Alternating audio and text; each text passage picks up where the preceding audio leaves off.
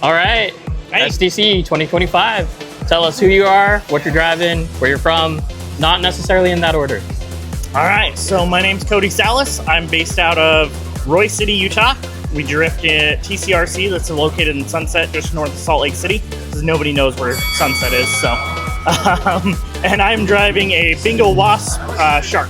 Right on. Do you mind if we take a look at it? Yeah, absolutely. It is right over here, so I'll take the body off for you. So we were looking at this earlier, and you had some interesting things going on the rear. Yes, so I've mounted the rear body posts. Actually, you can see they're actually in order with the shock, but they come off of the knuckle rather than the shock tower. So when you push on this, you get no suspension movement. You get suspension movement on the shock tower still, though. And So- his chassis is super stiff. Like Yeah. this action, there's almost no give. There's give. Just, Yeah, there's a little bit of give. Just a little bit of give there. So the idea actually came from drag racing. Originally, the 10 scale drag racers, typically they mount their bodies off of the top of the knuckle. Okay. In this case, with the new Shark SR ones, I was able to now mount it on the same position as the shock. So on the GRK, I actually did it off of the lower arm. That would be my preference. I'll probably end up redoing this to try and get it under there somewhere. Awesome.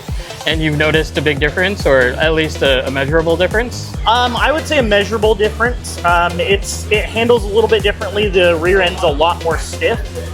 So it'll kind of, when you chuck it into corners, it wants to rotate. And I run a pretty similar tune to like Adam H, or Dr. H, as most people know him as. So my car is really stiff, very minimal adjustments, very little variability.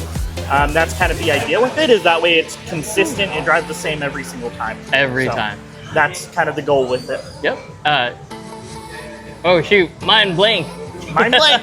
Do you have any tips, tricks, and things that you'd like to share for any newcomers to the sport? Ooh, everybody always asks what the best chassis is. There isn't really a best chassis. You can make anything good. You can make the MSTs good if you put in enough time and effort. My recommendation would be to stick with Yokomo.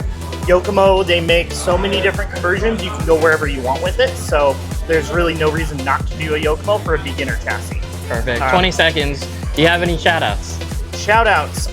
Let's say Taylor with TCRC, obviously. All the guys back home that support us, and we wouldn't be around if it wasn't for them. So definitely appreciate everybody. Perfect. Thank you. Awesome. Thanks, guys.